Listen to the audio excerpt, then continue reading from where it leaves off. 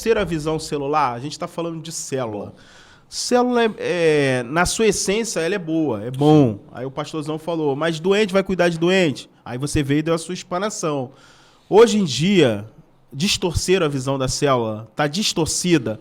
O que tu acha que está acontecendo hoje nas nossas igrejas? Bom, como todas as coisas, a gente sempre fala que existem os dois lados. Se a gente agora pegar um método ou alguma coisa, as pessoas elas podem distorcer. E, infelizmente, o que é pior, pessoas podem seguir essa distorção, alimentar isso e multiplicar isso. Que foi o que eu falei. Perigo, né? Câncer cresce, câncer se espalha e câncer se multiplica. Então não é porque cresceu e multiplicou que é algo saudável. E nem de longe eu estou falando que a visão celular não é algo saudável. Eu sou apaixonado pela visão celular. Eu sou um grande... Nós também, né? Eu sou um guardião. Eu sou um guardião da visão de pequenos grupos. Se você falar para mim assim, Elan, o que você acredita que é uma ferramenta de cuidar do crescimento da igreja? Eu acredito tremendamente nos pequenos grupos. Mas é óbvio que eu tenho exemplos, não sei se vale citar aqui, mas tem vários exemplos de pessoas que voltaram para a igreja do ano 300. Pegaram essa visão de celular como algo de crescimento e se tornaram constantinos dos dias de hoje. Onde o pastor se torna dono das ovelhas, aonde você não pode namorar se não for com o aval do pastor, aonde eu vi isso, eu falei o cúmulo absurdo. Eu falei, gente, alguém prende esse homem, pelo amor de Deus. Frank também viram, viu, Frank?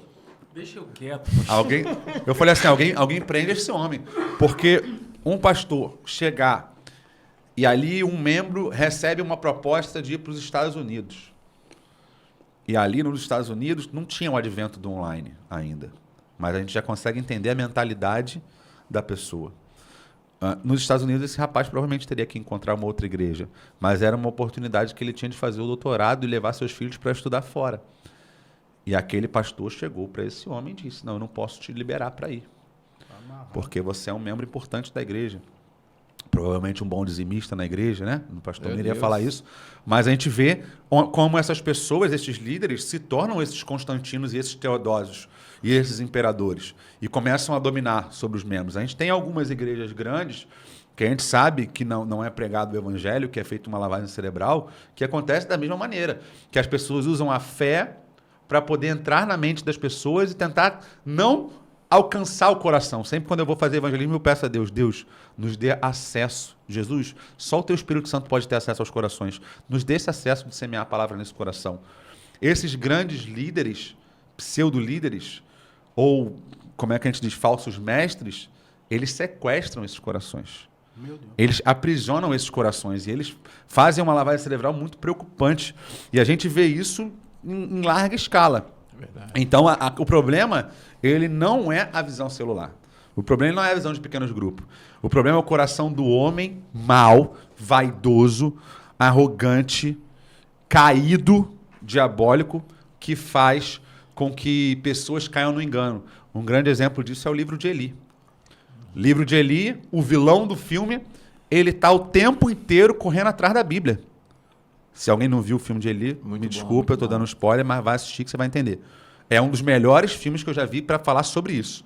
O vilão do filme, ele está o tempo inteiro correndo atrás da Bíblia e Eli é o guardião da Bíblia. Eli é a palavra de Deus, né? Então, Deus está guardando a sua própria Escritura. Além de vai falar da Escritura revelada, mas também vai falar de um Deus que preservou a Escritura até os dias de hoje. Teve perseguição, teve nazismo, teve tudo, mas a Escritura chega até aqui, até hoje. Então, Eli é aquele que preserva a Escritura. Então, também tem uma questão muito teológica por trás desse filme. E ali, aquele homem, ele guarda aquele livro que aquele homem vilão está atrás para poder manipular. Ele disse, se eu acessar esse livro, eu vou conseguir manipular o povo. Dentro, é algo que a gente precisa entender. As principais heresias que existem saíram desse livro. Pessoas que não tinham a revelação da Escritura, pessoas que não tinham relacionamento com Jesus, pegaram textos e criaram desses textos as principais heresias. O que me assusta são que muitas delas tiveram uma grande gama de seguidores. Pessoas que talvez estão buscando os seus próprios desejos. E aí a gente vai olhar Aí você vai falar assim, Elan, qual é a base da visão celular? Qual é a base dos pequenos grupos? Eu gosto de levar para a igreja primitiva, Atos 2:42. Perseveravam na doutrina dos apóstolos, no partir do pão e na oração.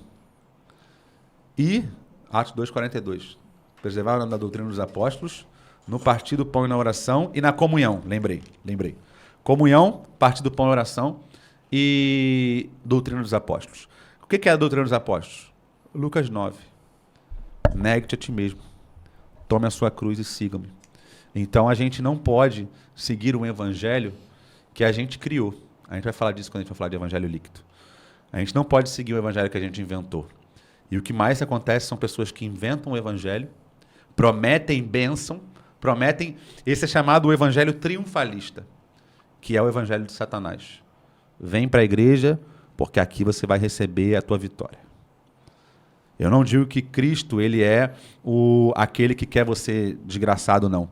Mas é esse evangelho que condiciona as pessoas a ir para a igreja por interesse de ser bem-sucedido. Também não estou dizendo que a igreja não é lugar de pessoas bem-sucedidas. Sim, é. Mas é o se prostrado me adorares, eu te darei tudo.